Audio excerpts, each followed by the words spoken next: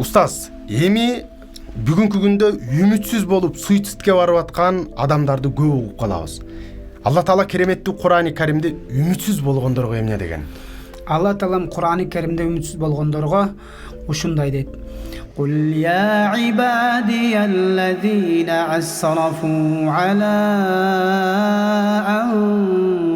анфусихим لا تقنطوا من رحمة الله إن الله يغفر الذنوب جميعا إنه هو الغفور الرحيم. Бұл аяттың мәнісінде өзүнө зиян келтиргүч пенделерим, Аллах Таала менин рахматымдан, менин мээримимден үмүтсүз болбогула. Албетте Аллах Таалам кечиримдүү жана ырайымдуу боорукер зат.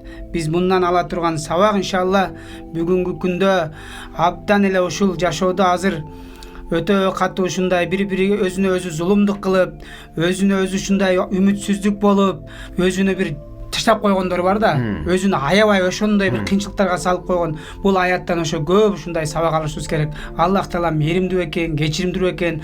Аллах Тааланын ушундай бир жакшылыгынан, рахматынан, мээриминен, махфиратынан биз үмүттүү болушубуз керек. Үмүтүбүз жакшы болсо иншалла Аллах Таалам бере берет экен. Иннамал амал бинният деп пайгамбарыбыз хадисте. Ниетиң кандай болсо Аллах Таалам ошондой эмне. Ниетиңе жараша Аллахтан үмүт кыл, Аллах Таалам баарын берет, кечирет, махфират кылат, ийгиликтерге жеткизет иншалла.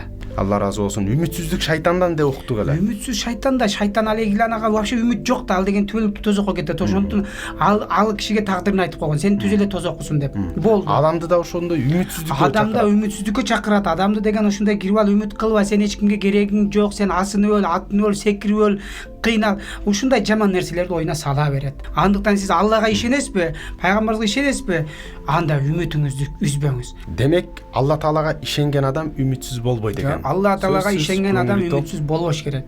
Аллага ишендим деп таянган киши, эч качан тагдырга ишенген киши үмүтсүз болбош керек. Бир кыйынчылык аркасында сөзсүз ийгиликтер, жакшылыктар жатат. Мына Кур'андын мааниси ошол.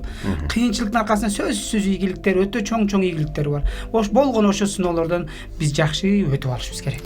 Алла разы болсун устаз. Кудай буйруса бул биздин биринчи берүүбүз туугандар. Буйруса дагы да улантып ушул Куранды устазыбыз сонун кыраат менен окуп, ошондой эле маанисин түшүндүрүп, жана башка жан дүйнөңүздөргө шифа боло турган Куран аяттарын тартуулайбыз. Эгер сиздер дагы ушундай жан дүйнөңүздө бейпилдик, шифа болсун десеңиздер, дал ушул аят Курандарды жаттап алсаңыздар, руханиятыңыздарга пайдалуу болот. Сонун болду. Өтө сонун болду.